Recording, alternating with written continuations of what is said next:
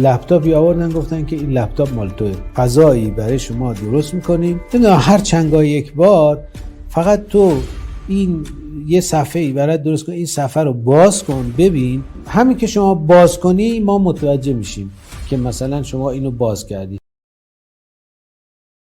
انگلیسی ها این بار با 2 زن او را هدایت میکنن. جسیکا آمد 1 سال و 7 ماه که جسیکا بود. خب ایشون کیت معرفی کرد در جلسه ای. راههای ارتباط امن را به او آموزش و به او اطمینان خاطر میدادند که پشتش به انگلیسی ها گرم است. مثلا سفر نتونستی بیاری، یه صفحه ای برات درست کن، این صفحه رو باز کن ببین. بعد به من گفته بودن تو وقتی اینو باز میکنی اینجا هر چی تایپ کنی مثلا ما میبینیم. بهترین منزل، بالاترین درآمد جاسوسی. حیله‌های انگلیسی توانسته بود او را دوباره جذب کنند. روانشناسی دقیق، رفتارشناسی دقیق. کسی که در رزومه کاریش معاون حوزه روابط خارجی وزارت دفاع، مشاور اسبق دبیرخانه شورای عالی امنیت ملی و مسئول اسبق حوزه دفاعی امنیتی وزارت دفاع را داشت. I've worked for the Central Intelligence Agency, undercover, overseas. I've worked for the National Security Agency, undercover, overseas. And I've worked for the Defense Intelligence Agency. It's no secret that the U.S. tends to get more and better intelligence out of computers nowadays than they do out of people. I want to ask you about this device. This is not my iPhone. This is what drug dealers resort to. This is called a burner. It's a temporary. It's the one I brought to cover the Olympics because our IT people told me that the Russians are so good at infiltration. How good and how good are the Americans? What can the NSA do with this device if they wanted to get into my life? Any intelligence service in the world that has significant funding and a real technological research team can own that phone the minute it connects to their network. As soon as you turn it on, it can be theirs. They can turn it into a microphone, they can take pictures from it, they can take the data off of it. Can anyone turn it on remotely if it's off? Can they turn on apps? Did anyone know or care that I Googled the final score of the Rangers-Canadiens game last night because I was traveling here? I would say yes to all of those. They can absolutely turn them on with the power turned off to the device. That's pretty scary. If I gave you a laptop, could you access the documents? Well, a government or a hacker or some other nefarious individual would say yes. You couldn't remotely electronically access material. The screen may be off as it's sitting on your desk, but the device is talking all of the time. The question we have to ask is who is it talking to? Look up Citizen Lab and the NSO group. And what they have found is all the people who are being targeted by the NSO group, the classes of people, the countries that are using this.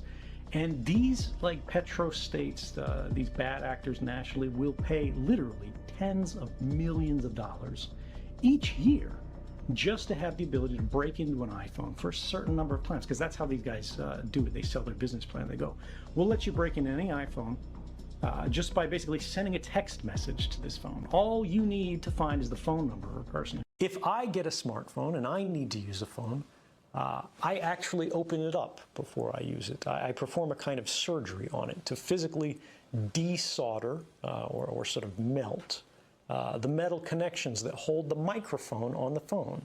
And I physically take this off. I remove the camera for the phone, and then I close it back up, I seal it up. And then if I need to make a phone call, I will attach an external microphone on it. And this is just so, if the phone is sitting there and I'm not making a call, it cannot hear me. It was simply a different input. Instead of being foreign, it was domestic input. Somebody told me that they can listen to what we're saying by my having this, even if it's turned off. Yes. Here's the real grand design. Every domain, think of a domain as an activity, a specific type of activity. Phone calls, or banking is another domain. Already monitoring telephone lines and the internet, according to the New York Times, the NSA has now bugged 100,000 computers around the world. The secret technology used only overseas, says the NSA, gives the agency the ability to monitor machines and use them to launch a cyber attack. And the NSA can access them even if they aren't connected to the internet, using radio waves transmitted by devices secretly inserted into the computers. Why are the doors open? It's a technology that could be straight out of a James Bond film. Can someone tell me how the hell he got into our systems? He hacked us. People believe that an air gap is the best defense. If you're not connected to the internet, nobody can get to you. This shows that that's not true. Cell phones are always emitting location signals even when you're not making a call, sometimes even when your phone's not turned on. A senior U.S. intelligence official tells CNN the NSA's phone location records collection is focused on foreign targets overseas. Our capabilities at this particular point, because I specialize in satellites, it was coming via satellite technology. And that's when I found out that the United States were, at that time, using satellites to spy on American citizens. So the recent leak by Edward Snowden shows us that the NSA surveillance program didn't slow down. In fact, it's probably got more sophisticated. We now know the NSA can wiretap almost anyone and has access to their private data. Are we surprised? Or do these leaks simply confirm the work of many other whistleblowers over the past decade? The NSA's latest trick of pulling data off isolated computers might look like advanced tech, but some of it relies on old-school radio waves. A report in the New York Times details an NSA program called Quantum that gives the agency access to compromised computers, even if those computers aren't connected to the internet. The Times based this report on leaked material by former NSA contractor Edward Snowden and other documents, like technical details of the program published by Der Spiegel last month.